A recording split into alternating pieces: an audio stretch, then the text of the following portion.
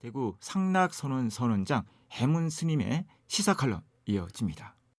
여러분 안녕하십니까? 봉덕동 상락선원장 비구 해문입니다. 불교에서 내세우는 첫째 덕목은 화합입니다. 불보사찰로 잘 알려진 양산 통도사에는 돌기둥을 세워 방포원정 상효청규 이성동거 필수 화목이라는 글귀를 새겨놓을 정도로 불교에서는 화합을 강조했습니다. 출가 수행자는 청정한 규범이 필요하고 함께 모여 사니 화목해야 한다는 뜻이지요. 앞서 말씀드린 대로 샷가족과 꼴리아족 간에 물을 두고 펼쳐진 전쟁터를 방불케 하는 로이니 강가에 나타나신 부처님의 위엄 앞에 모두가 무기를 내려놓고 침묵에 잠겨 있을 때 부처님께서 물으셨습니다. 대왕들이시여, 왜 서로 이렇게 싸우려 하시는 겁니까? 저들이 우리들을 짐승 같다고 했고 문둥이 집단이라고 욕했기 때문입니다. 그럼 왜 그런 말이 나왔습니까? 두 나라의 왕들과 장군들 그리고 병사들은 그 이유도 몰랐고 하나씩 물어가자 마침내 두 농부의 작은 물싸움에서 비롯되었음을 알게 됩니다. 부처님께서 말씀하십니다. 대왕들이시여, 이 강물과 사람 중에 어느 쪽이 더 소중합니까? 물보다 사람이 훨씬 더 소중합니다. 그런데도 메마른 이 로이니 강에 사람들의 피가 흐르게 할 참이요. 두 왕은 부처님 앞에서 머리를 숙였습니다. 그때 부처님께서는 유명한 비유의 이야기를 해주시게 됩니다. 나무 숲에 살던 겁 많은 토끼 한 마리가 도토리 나무 아래서 뜬금없이 이런 생각을 하게 되었다.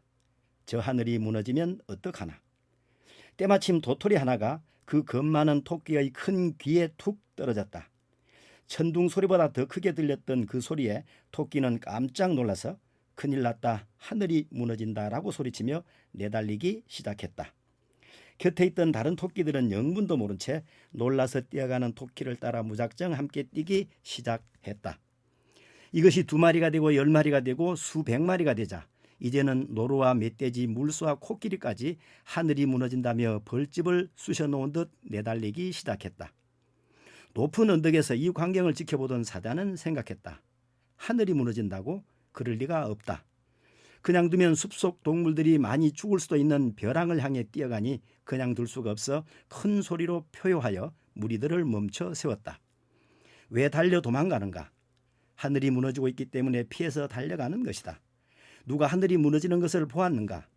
코끼리부터 노루에게까지 물었으나 직접 본 적 있는 동물은 한 마리도 없고 마침내 겁 많은 토끼가 직접 보았노라고 대답했다. 그러면 하늘이 무너진 그 장소에 가보도록 하자. 하늘이 무너지는 것을 보았다는 도토리 나무 아래에는 굵은 도토리 한 개가 덩그러니 놓여있을 뿐 무너진 하늘은 어디에도 없었다. 사자가 토끼에게 물었다. 떨어져 있는 이 도토리가 네가 보았다는 하늘이 무너진 것인가?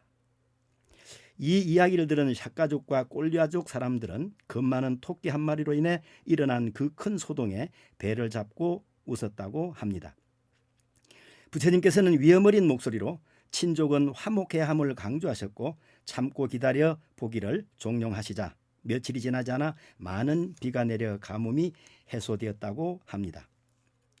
저는 수리시설이나 펌프 기계가 발달하지 못한 시절에 산골 마을에서 자랐기 때문에 실제로 농사철 가뭄의 물싸움에 낫을 휘둘렀던 이웃 사람들의 싸움 장면도 기억되고 있습니다.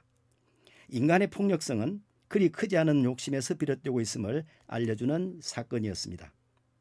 얼마 전 대구시에서는 구미의 해평 치수장에 물을 공급받고 그에 따른 적절한 대가를 제공하기로 합의했다는 반가운 소식이 있었습니다. 러시아의 우크라이나 침공 전쟁이나 정치권의 권력을 위한 공천 싸움도 보잘것없는 작은 욕심에서 비롯된 것입니다. 인내가 열반에 이르게 한다는 미얀마 속담이 떠오르는 이 아침입니다. 고맙습니다. 고맙습니다.